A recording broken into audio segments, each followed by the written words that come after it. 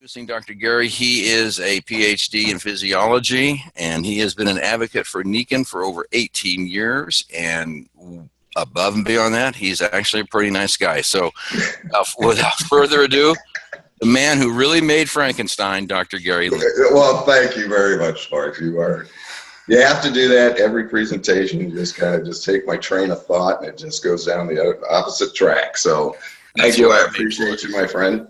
Would you agree with me that, Sparks, this is a question to you, so you can unmute yourself, and I probably will have some questions for you, because I want to kind of make this a little conversational this morning. It's going to be a pretty short as far as presentation goes, but would you agree our life's about choices? Oh, yes. It's actually a series about choices. So our life is a result of our series of choices that we make during our life. Yes, I think there's no doubt about that, but I'm sure somebody would find a disagreement in that. But okay, yes. So let me ask you this: if we're looking at different aspects of our life, don't you think that health is probably one of those most important things? Most undoubtedly, it's more important than virtually everything, because when you're sick, life is not the same as when you're not sick. Well, what I'm getting at here, Sparks, is really if we can be healthy by choice and not leave our health a chance, do you think that'd be a good way of thinking? Yes. Yeah. And so that kind of brings us to self-care, because that one little statement, be healthy by choice, not by chance, is a very simple statement, but it really actually says a lot. And what we're advocating here, what we're trying to bring an awakening to, is people to be able to, become aware of and make choices for a healthier life.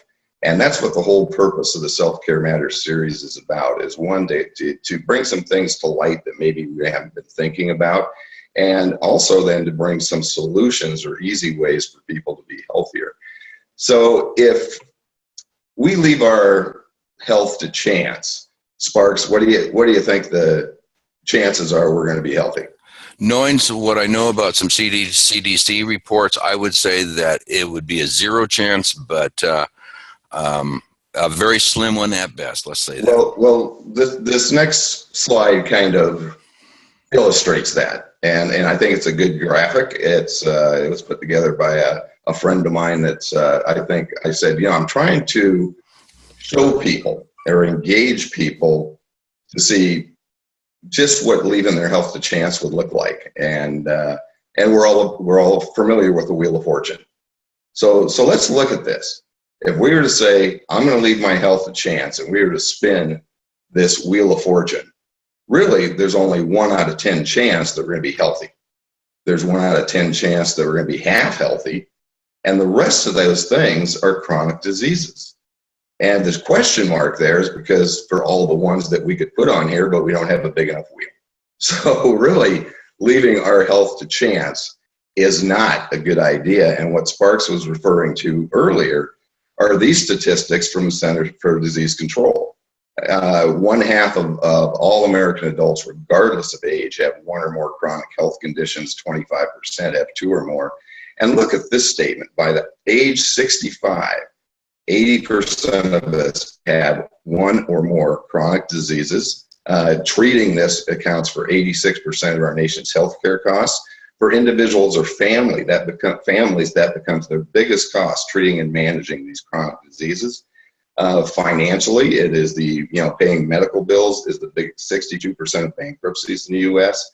And chronic disease is responsible for 70% of deaths in the U.S., 68% worldwide. And this is a transition over the last, at least 70 years, 100 years, where the largest cause of death in the world used to be communicable disease, from viruses, bacteria, things that we would contract, from our environment. That has totally switched to now where the largest cause of disease is of death is chronic disease. And although we could have, we have done very well of starting to reduce communicable disease, we can also do that with chronic disease. So really that's what we want to discuss. The reason behind this is really that our world has changed. We don't live on the same planet that we lived on 100 years ago. And what I mean is there are over 80,000 toxic chemicals used in the U.S. We had 5 new ones each day. What this leads us to is what we call the body burden. This is a relatively new term. This term was coined about 2003. And if you want to put it simply, it's pollution in people. In other words, it's the total amount of toxins or environmental toxins, toxic chemicals that we sequester in our body and carry at any given point in time. And what this does, and there's a direct correlation between this and chronic disease. And there's a whole host, a whole list that I could probably fill, well, more slides than I could probably do in a half-hour presentation of chronic diseases that are directly related to this pollution in people.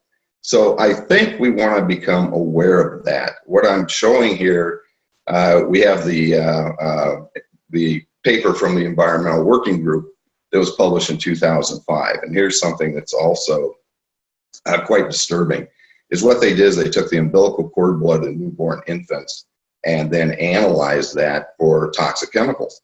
And they came up with nearly 300, 287 is the actual figure. 187, I think, that were carcinogenic. And I have to ask, as a scientist, as a physiologist, which toxic chemicals didn't they screen for? So actually, there could be an even larger problem there. But here's a newborn infant that is entering its life already compromised with toxic chemicals in its body. And as you look at that, you have to say, wow, you know, if that's the case, how long does it take that person until they actually contract something that really either was triggered or the major cause of the effect was the toxic chemicals?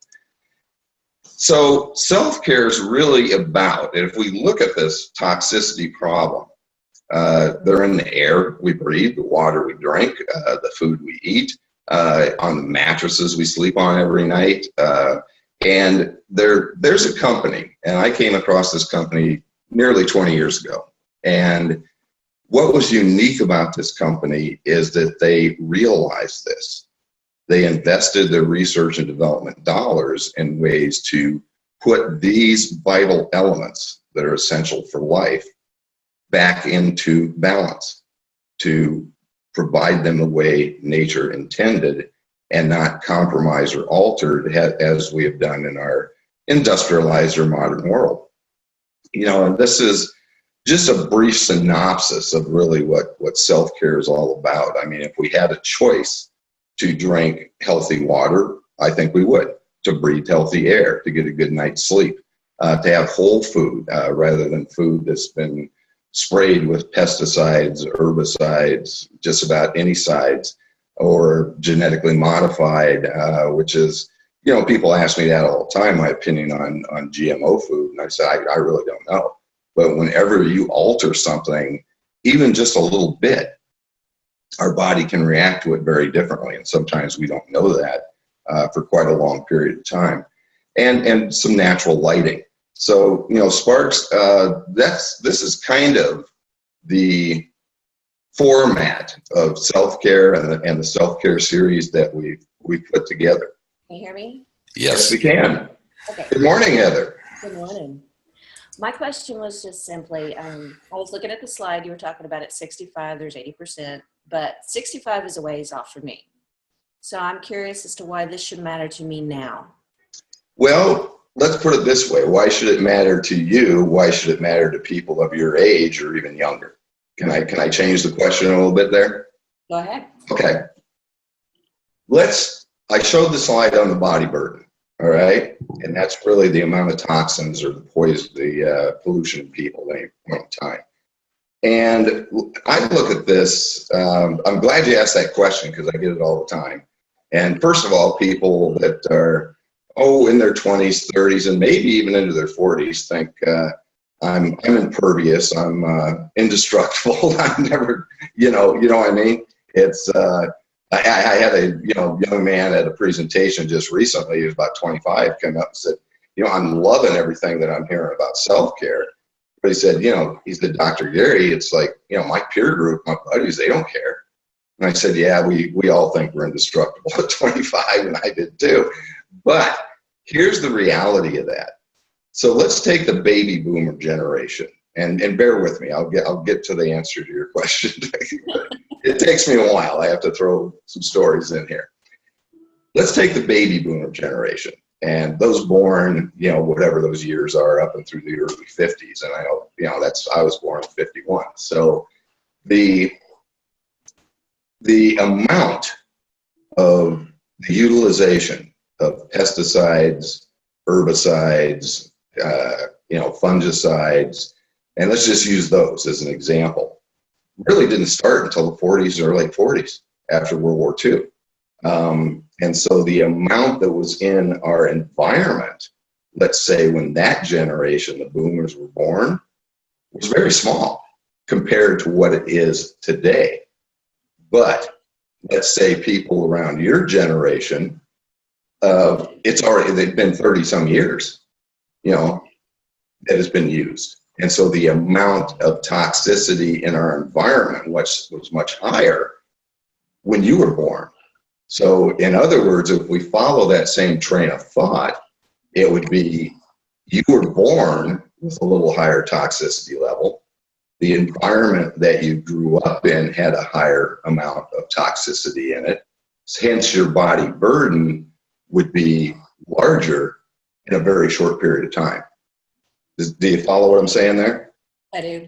Okay, and I think our statistics would point that out. If we just look at chronic disease and where it rears its ugly head in our lifetime, chronological age, aren't we seeing people getting sick earlier and earlier in their lifetimes? I mean, is it unusual for somebody in their 30s to have cancer? Is it unusual for children to have cancer? No. Look at, I don't know, Sparks, you probably know this. How many children have asthma now? Out of 10, I think it's. Asthma. I'm going to say 10%. I could look that up. I think it's 10% have asthma. I think it's a little higher than that. But when I grew up, I remember one kid in our school that had asthma. I mean, that was it. But look at the 1 out of 82 with autism, and so that's just looking at children. But it's heart disease. We had a gentleman in yesterday that we were chatting with that somebody 35 just contracted cancer. A couple of weeks ago, I was talking to somebody whose nephew, 39 years old, had a massive heart attack and died that had no preconditions to that. So we're seeing that. And so I'd be concerned. I mean, Heather, I really would. And I would, let the people that in your family that this is something you need to pay attention on, be aware of. And then that's really what we're advocating here is first be aware. Does that answer your question, dear? It does. Thank you. Okay. Yes. Hey, Gary, would you characterize this statement as being true? What's in the environment's in your body? Oh, I'd say absolutely. Yeah. Because I remember my wife when we were. Well, let's take that another step too, just before you go there. Okay. What's in your environment is in your body, unless you filter it out. Right? So you have some choices there. Let's throw a choice in there as well. So go ahead. But anyway, I was saying about my wife because that may be a separate issue. I remember this is a few years back. Everybody probably, if you're old enough, you remember when they started putting Teflon in pans. And my wife and I had breakfast one morning, and all of a sudden we noticed there were some little black flakes in the pan. And we hadn't used any pepper, so Dee looked at it. Then she went back and she checked the pan, and it was Teflon from the pan. She took the eggs, threw out the eggs, took the pans, threw in the pans, and we haven't had a Teflon pan in our house for a long, long time. I'll just say that. Yeah. Yeah. So one, you became aware, then you made a choice. Exactly right. That's self-care, man. That was self-care, wasn't it? Yes. And it's in lots of different areas too. I mean, if we look at, in Weight Matters series, the Weight Matters presentation, we talk about added sugar. We have 600,000 food items in the U.S. We add sugar extra sugar to 60% of those. And most people don't know that. The other thing I'll tell you too is most people, and most people, but don't even know what a body burden is. It's because it's scientifically, it's such a relatively new term. And when you bring it up and ask them, they go, I know. technical thing here, man. So. I know. People, would you log on and tell Dr. Gary that it's not my fault? Listen, Gene, and I don't know the last name, but Gene said to everybody, Roger, I imagine that's Roger. Thank you. That's probably better for everybody. Roger, I imagine that is Roger Drummer, mentions how the cells of the body act properly to the conditions we put in. Gene, could you type what you mean by that, or put that in a form of a question? Well, there is a microenvironment around every cell and within every cell, and every cell tries to create a balance between that. That's an interesting physiological concept, but that's a simple way to put it. And as long as we're providing things that are beneficial to that cell, then good. When we aren't, then the cell has to react to that somehow, and usually not in a very good way. I'll put it this way, pretty simply. We got 10 trillion cells in our body. We need to replace 6 billion in a day. If we don't provide our body with what it needs, it can't do that. And then that's where we get out of balance. That's where we start to get sick, And each of these things that you see on this slide, water, sleep, air, light, food, are essential. And we should provide those to our body the way nature intended. And like I said before, really, they've all been altered. Industrialization, modernization, whatever you want to call it, have altered those. So. Dr. Gary, this is Nina Marie. How are you? Hi, Nina. I have a question. You were talking about the essentials for our body and the body burden. We need good air, we need good water, good nutrition, and good sleep. But what about babies that are born today? I don't understand why the doctors are recommending that the babies do not get water for the first 8. I am not a medical doctor, so I don't understand it either. So there's my answer to that. I really don't know. I don't. May I make a suggestion? Yeah.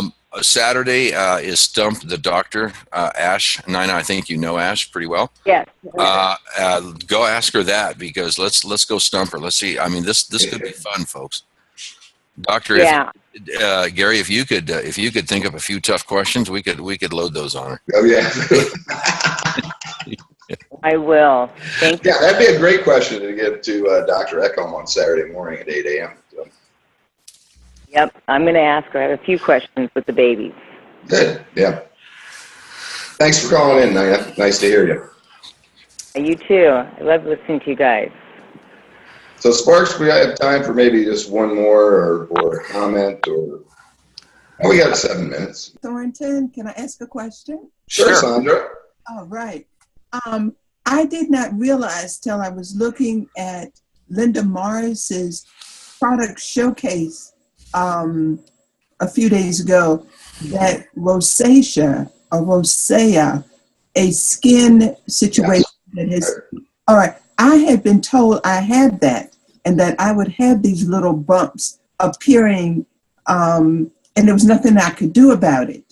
In that same presentation, Heather said the light will cause it to clear up.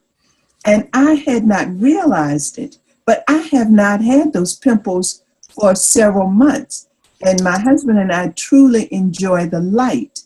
So I'm thinking the light cleared it up. I didn't realize it. I just began to tell people, well, you know how we young folks are with acne, and that those little bumps are just acne. But now I'm thinking it is the light. And can you tell me how that worked? Why? We will talk about that on Light Matters. I was actually up quite late last night worrying about that. So we will table that, because that will be part of the Light Matters series. I will address that. But let me also say right here, Sandra, and I apologize for not specifically answering that question, is that light would probably help. But don't you think if your skin was well hydrated, that would help too? Don't you think if you slept well at night and provided your body with a chance to recover?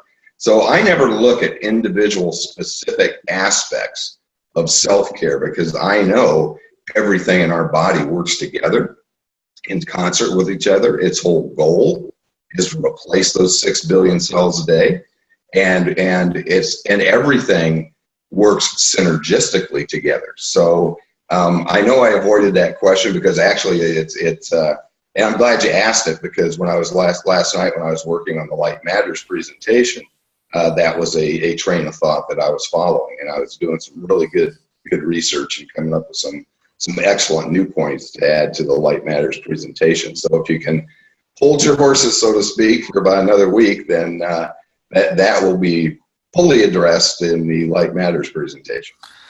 Gary, we have another question. This is again from Heather. So she's asking, so all those things that matter will work together towards reducing body burden?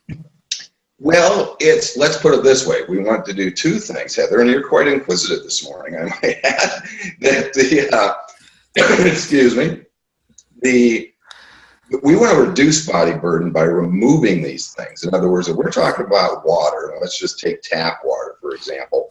It's chlorinated. When it's chlorinated, the chlorine they add to it, our municipal treatment centers, reacts with organic material, then produces some very toxic substances that we don't want to have. If we drink that tap water, we're using our body as a filter. It's not going to filter those things out very well. We're going to sequester them.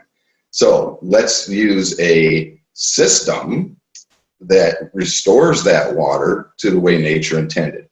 And this company that we're going to talk about in these series really has done their due diligence, their research to be able to do that. So we are reducing that body burden, and then also and just as importantly, providing our body with its most essential nutrient, water, in a very natural form, so it can utilize it to do what it wants to do, which is to keep us healthy.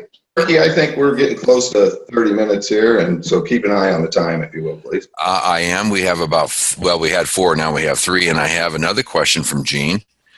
So Gene, can you unmute yourself and ask your question? So if the cells do not have to continually reduce body burden, it has time, energy to do what they are meant to do. Yes. Would you like to elaborate on that? Yes. Okay.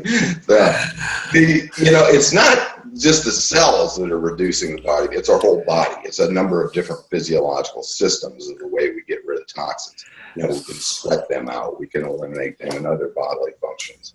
But what we're doing is we're providing when we ingest, drink, breathe, absorb something our body doesn't like, and let's just put it in terms of energy, is when we do that, our body has to expend a lot of energy to try and get rid of that problem, that toxin, if you will.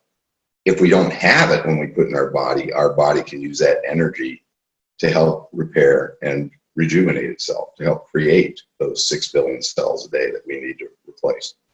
All right, so there's your answer, and I found out that Gene meant that as a statement, not as a question. So okay, well, there you go. There you go. Okay, Doc, turn it back over to you to stop the recording, and then we'll say goodbye. Okay, well, I just want to remind everybody one more time that Dr. Ash Ekholm will be kicking off the Stump the Doc. So as my good friend and host here, Sparks Jonson, said, let's come up with some good questions. That's 8 a.m. on Saturday morning.